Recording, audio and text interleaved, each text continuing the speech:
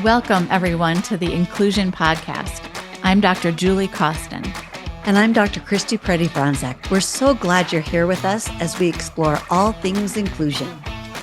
Whether you're a school leader, educator, parent, or simply passionate about inclusion, this podcast is for you.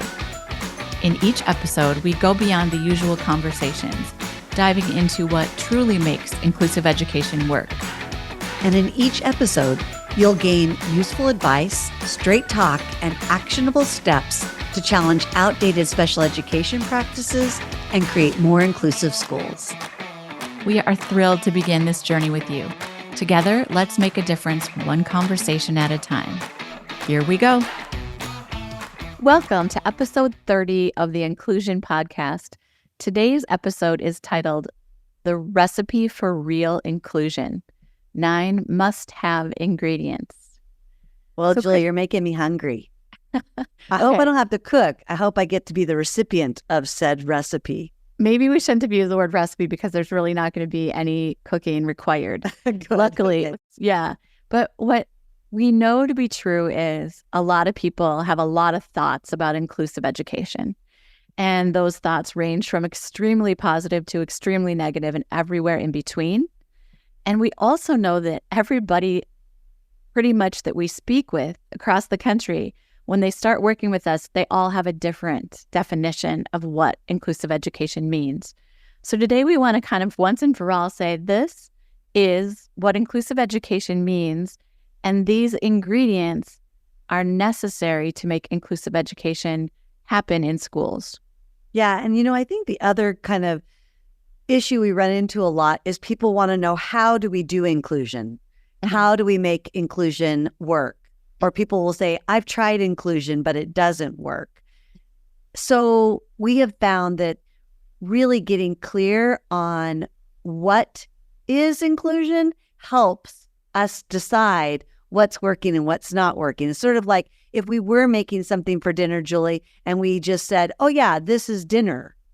Mm-hmm. Okay, dinner turned out terrible, Julie. I don't like dinner at all. Dinner is terrible. And you're like, oh, I made the best dinner ever. You should make dinner too. Right. Like, well, what was dinner? And did it meet my needs? Because I'm a vegan, so I'm not sure I want your dinner. Right. Right. And when people say inclusion didn't work, every single time that we dive into that question with people, we look to see what inclusion means to them, and what they're talking about doesn't meet our definition of inclusion. Yeah. What we see in classrooms, what we see on IEPs, what we see in terms of roles and responsibilities, all of that. So we're going to give you our definition. We're going to do a little bit of read aloud. We're going to talk about the ingredients. Julie said there are 9 of them. You can get the download for this episode and of the definition of inclusive education that Julie and I work from at inclusiveschooling.com/download30. And you can grab that definition and follow along. You can share it, print it, post it. As Julie might say, get a tattoo of it. I don't know you can get the whole thing, but there's certainly parts of it. Yeah, I wouldn't do the whole thing, but I think there are words that might really strike you that you want to put on your tattoo. And the other thing is sharing this widely with school staff and starting with a definition really helps get people clear on what inclusive education is. So, and I love a little read aloud, Julie. So do you mind just reading the first part? Because maybe we should tell them the handout's got kind of a couple parts to it. Okay. The download. The first part is really 2 little teeny paragraphs. And those 2 little teeny paragraphs are the heart and soul.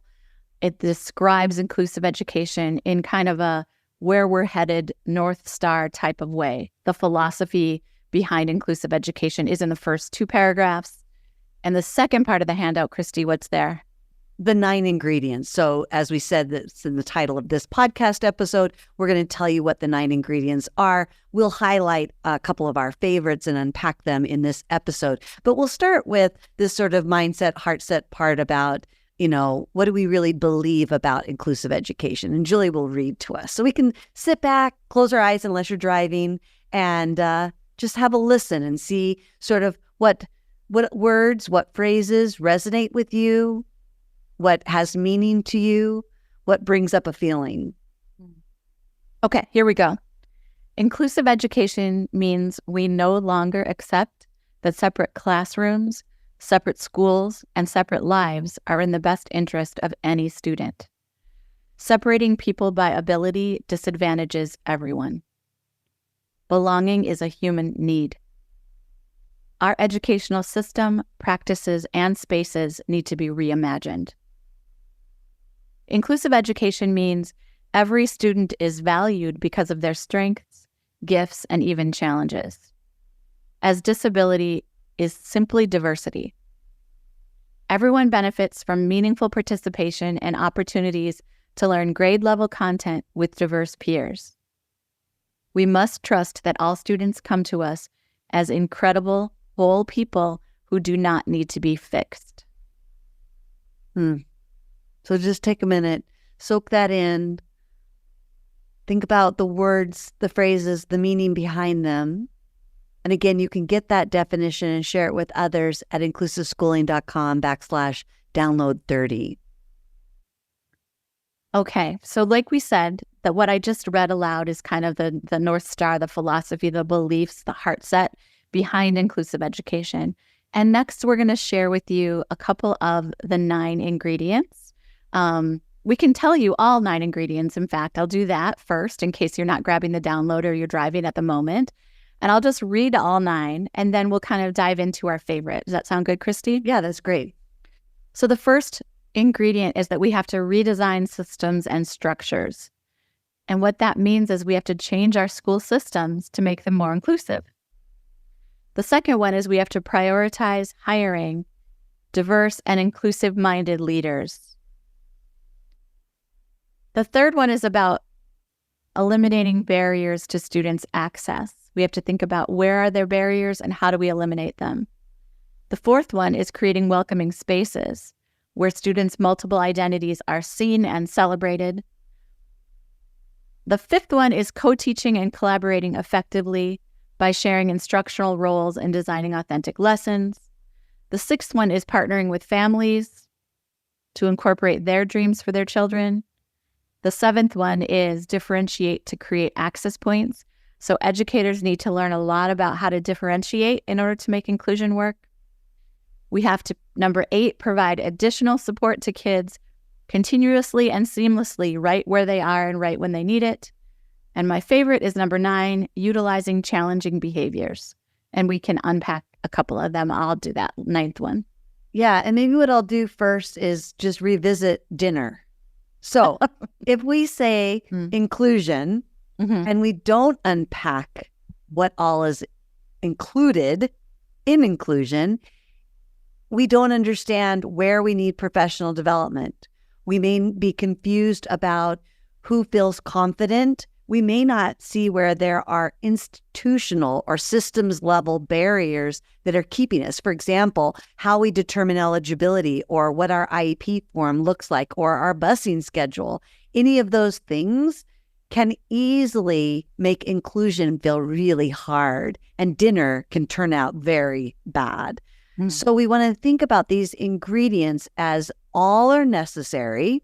You don't get to pick and choose. You don't get to say, well, you know, we're on a diet, so we're going to take out the cheese, right, Julie? You can't take out the cheese. Nope. Even if you're a vegan, you got to get some fake cheese, people. Come on, right? Right. So what else do we think about when we think about these as ingredients? Got to have them all. Yeah, they all 9 have to be there. It's a very useful way to look at your system and circle the things that you are doing really well to say, you know what, our co-teaching is great.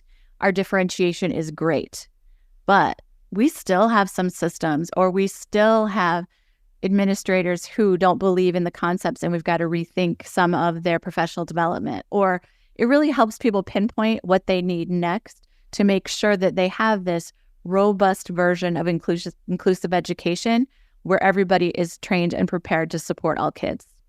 Yeah. And I think, you know, for me, Julie, sometimes I think of spices and I think, you know, sometimes it can be like it needs a little bit more salt or it needs a little less hot pepper. Like it helps you kind of tune in or dial in to where is the just right fit. And I think sometimes that can look different in your pre-K program than it does in your elementary or your middle or your high school. But that does not mean, Julie, some buildings are inclusive and some are not, right? Well, it does not mean that in theory. It does mean that in practice, meaning many times administrators say to us, oh my gosh, we're doing great in our middle school, but not our elementary. And what Christy's saying is the goal of a school district to become inclusive is a very big and important goal to have. And what she's saying is everybody needs to be on board all the way across. You can't have just an inclusive elementary school and then they fall off the cliff at middle and then they're in self-contained classrooms. So this is a big definition. It is a big goal and it takes a few years to get there. And I think you never quite get there, but you're always achieving and supporting this work. I guess, Christy, I wanted to ask you if you have a favorite ingredient, because I want to talk about ingredient number 9. Yeah. Oh, which one are you going to talk about? Number 9, my favorite. So she's asking me to make sure I don't take hers. Yeah, exactly. I was like, pick one, not 9. Got it. Well, interesting today, Julie. It's not my favorite, but when you were listing them, 2 really stuck out to me. So I'm going to go with that one today. So 2, and Julie just read part of the ingredients. It's like just a quick look at it. When you get the download at inclusiveschooling.com/download 30, you can see there's a bit more to each of those that she listed off. But number 2 that I'm going to draw attention to is the full thing says prioritize hiring diverse and inclusive-minded leaders, creative and compassionate educators, and skillful paraprofessionals. And what I like about this one, Julie, is it didn't say like-minded. Now, it's important that you have allies who are also passionate and willing to not sleep for the next 3 years as you become a more inclusive school district. But it really said that inclusive-minded, meaning we all believe this. I don't have to change the mindset of my building principals and my superintendent and the board and the families and the educators. We need some like-minded people that are about inclusion, but we still want them to represent diversity in terms of experiences and various identities and lived experiences. So that's one thing. And the other was creative and compassionate educators, because this work, you need self-compassion. You need compassion for your colleagues, and you need compassion for family members and students. So really important. And then the last one, which is our love, is making sure that paraprofessionals or teaching assistants or educational assistants or associates, however they might be labeled in your district, really have the skill, because so often those paraprofessionals are supporting students with the most significant needs, and they often have the least amount of training and ongoing support around inclusion. So for me, Julie, as you were listing that one, I was like, there's like 3 sub-ingredients to this one. And I just have to make a plug, so I'm just going to do it. Okay. If you need better or more paraprofessional training, head on over to our website. We have something called Parabytes that is one of our most popular offerings, and people love it. And you can train up those paraprofessionals to be able to handle any situation, support in any way, shape, or form. So I'm just really proud of that, the work that Christy and I have done around paraprofessionals. So it's a teeny plug, but I couldn't help it because that's okay. I'll put it really in the show notes. Okay. So the 9th ingredient, I think, is one of the most important. And I'm going to read it, and then I'll tell you why I think it's the most important. It says, utilize challenging behaviors as an opportunity to create warm and safe relationships, reduce stressors, soothe systems, and nurture students' well-being. And why I love that ingredient so much is very often it's kids with challenging behavior that are the first out the door. So people say, we're doing inclusion, we're so excited, the kids are in, the supports are in. Whoa, that kid's behavior means I'm not ready for him or her to be here now, or them to be here right now. And so what we've got to do is really rethink when we see and experience challenging behavior. We have to be flexible as educators to say, this is an opportunity to create warm, safe environments and soothe systems and create new relationships with kids. It's the long game of inclusive education, but it's the only way to support learners with challenging behavior. And so I just love that ingredient so much. And I think we have to be sure our educators are prepared to do that. Yeah, Julie, you said so many important things, especially about how the place that inclusion starts to struggle the first is at the, in a hint of a challenging behavior. So I appreciate you saying that. I also think that yours that you picked today, your 9th ingredient, it's like sub-ingredients too. I don't know what sub-ingredients are, but you can't just say put olives in, or let's go back to cheese. You can't just say put cheese in your dinner. I'm going to be like, what kind of cheese? Mm-hmm. And so you can't just say, support challenging behaviors, because people are going to be like, but this kid swore at me, and this kid ignored me, and this kid, it's really different, isn't it? It is. It is. And I want to go into how to support challenging behavior, but I'm certain that we're going to have a podcast episode to help. At least one, because it's one of our favorite topics about how do you really support students with challenging behavior in inclusive ways. Fabulous. Okay, but to wrap up this episode, if you are looking to prepare dinner well, you want to have your what before your how, meaning what is inclusive education. Be sure to download our definition, use it, again, print it, get any part of it as a tattoo, but make sure that as you are thinking about and becoming more inclusive, you've got these 9 ingredients. And again, you can get them at inclusiveschooling.com/download30.